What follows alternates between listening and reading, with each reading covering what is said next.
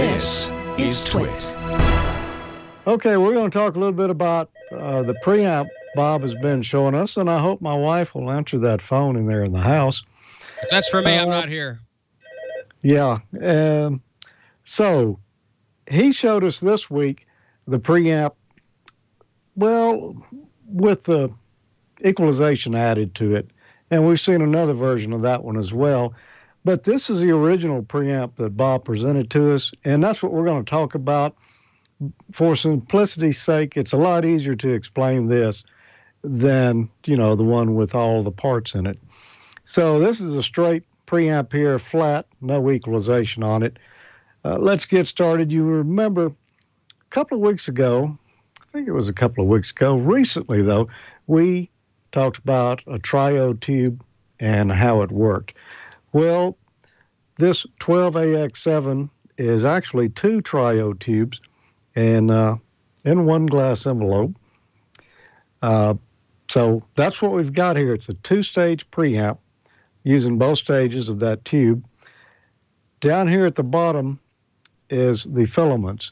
There are two filaments in that tube. They are 6.3 volts each. It's called a 12AX7. The 12 usually tells you the filament voltage. Well, if you wire them in series, you can put 12 volts to it, or wire them in parallel like this, and 6.3 volts is what you'd run them with. So you got options there.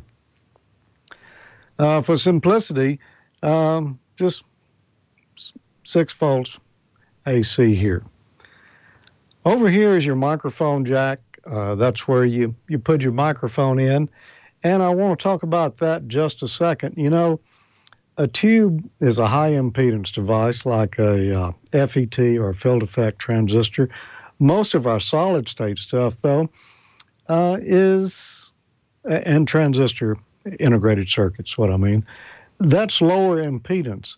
But tubes is a real high impedance on the input of it. So start out here. The first thing we've got is this 0.001 microfarad capacitor going to ground. Well, why is that there? Well, capacitors, are frequency dependent, or they vary their effects with frequency.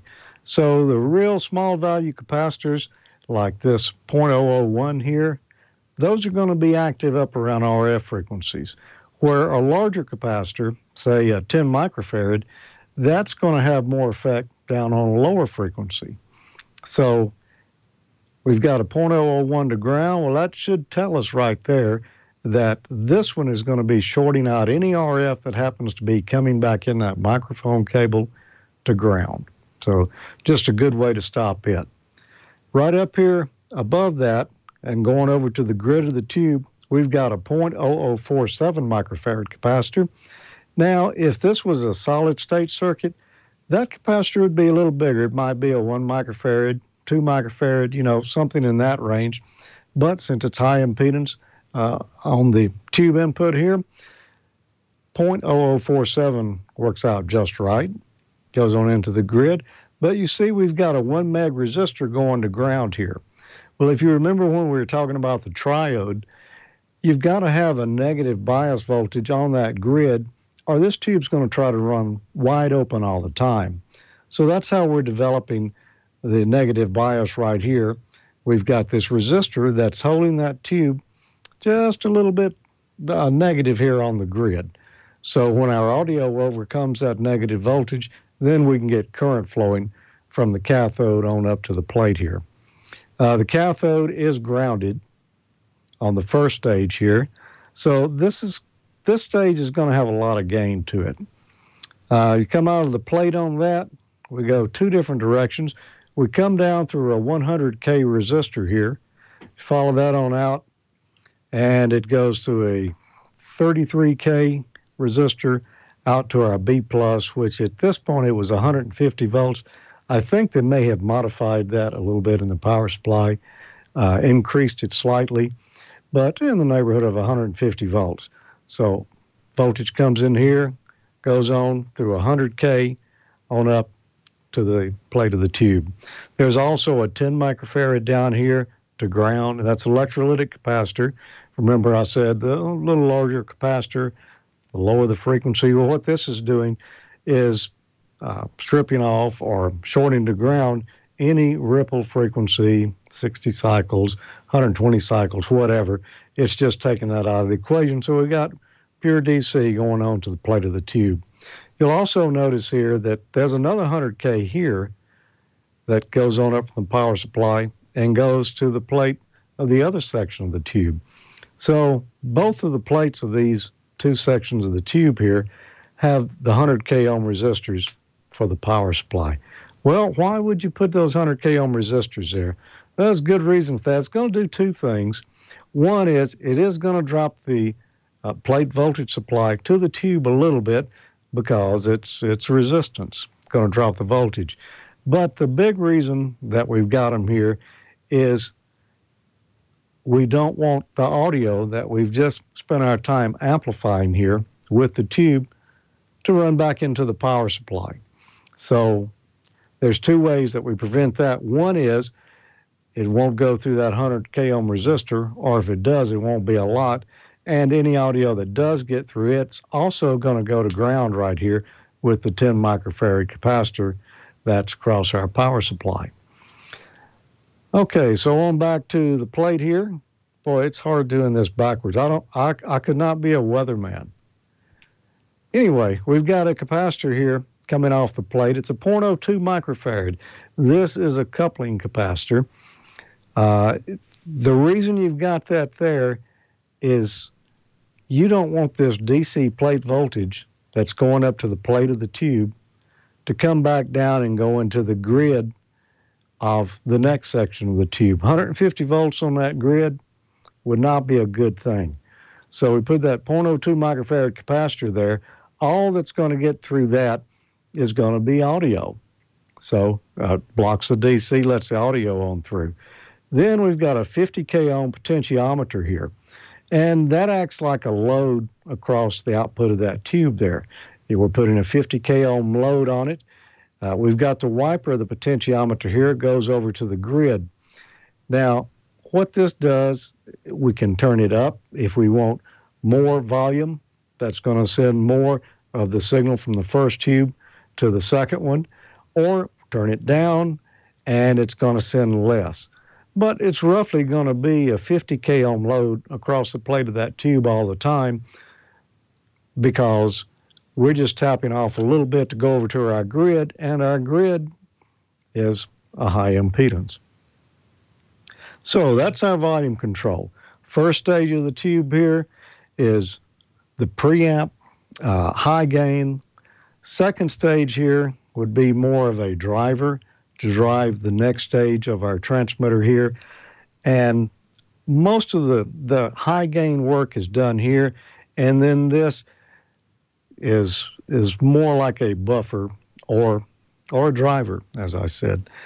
Okay, it's a little bit different. We don't need as much gain on this stage here because the first stage of the tube has already amplified it quite a bit. So we've got to have some way of reducing the gain on this element here. Well, one way is that we're just tapping off how much signal we want coming in here. But when we do that, that's going to, remember we got the resistor over here on this one going to ground for our bias. If we do that, it's going to be changing the bias on that tube, isn't it? Well, we don't want that to happen. So this tube is being biased over here on the cathode with a 1K ohm resistor, and that raises the potential of this cathode here a little bit above ground. And we've also got a 10 microfarad 25 volt capacitor across that resistor.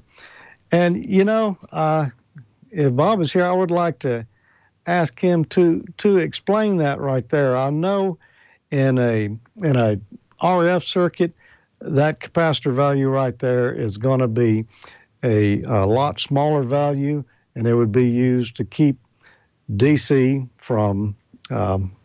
or excuse me, not DC, but RF from developing across that. Bob, can you explain a little bit the purpose of this capacitor here in the preamp? That actually helps give us a little bit more gain. Of course, we don't want that grounded. And Right. if there's any kind of DC, then we don't want that to be showing up there either. So that's why we do that. And it really helps to do that on the second stage. You could do it on the first stage, but it's not well accepted there. We need to do it on the second stage, and it works great.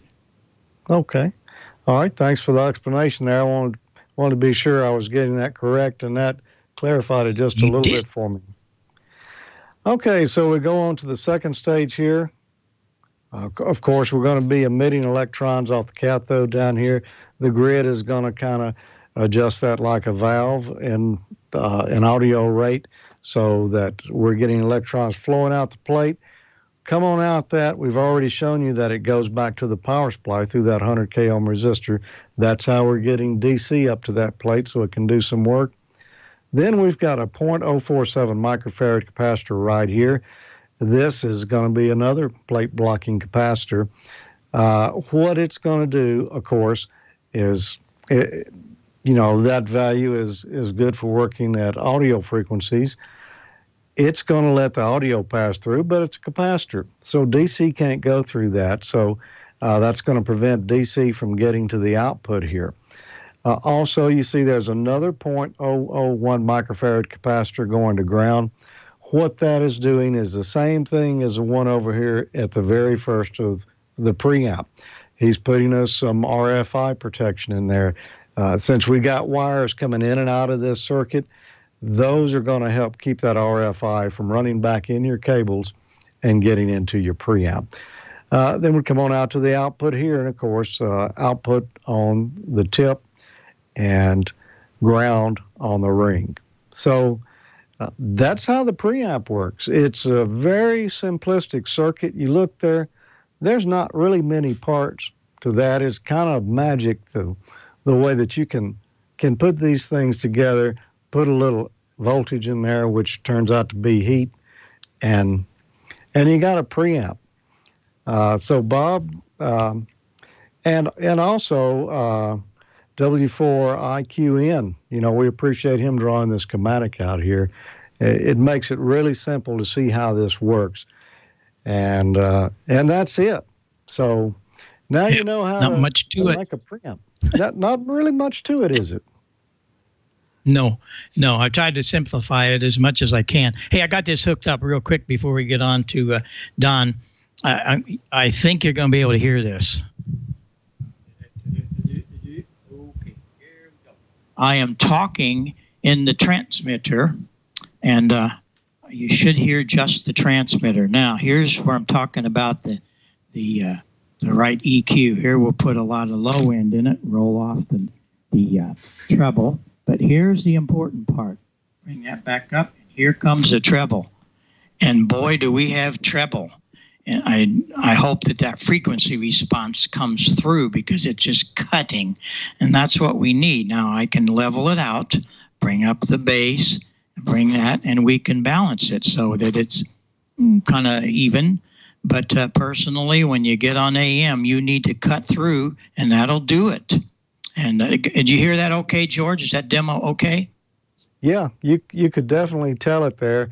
And the treble, with this latest circuit, you went in and tailored that, brought that frequency down a little bit to make it more useful in the ham bands. Is that what you did?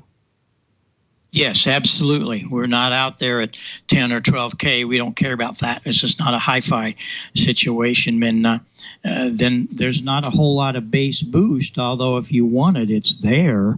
The bass boost is, but and a lot of guys think that's just cool. It might be cool, but I can't understand what you're saying. Whereas if you bring up the treble, listen to what that does. So there you go. And we got it all fired up, and that's the power supply, and it's all working. And I'll give you a quick shot. There's the transmitter, and I don't know if you can see that or not, but it's the transmitter's doing about 1.25 watts, 1.5 watts. Wow. So there you go. So thanks a lot, George. I really appreciate that, buddy. Go ahead, George. Take it. Yeah, and thank you, Bob, for bringing that project forward, and everyone who's contributed to it. To make it happen. It's going to be great having that kit available now. I'm probably going to have to order one of those myself.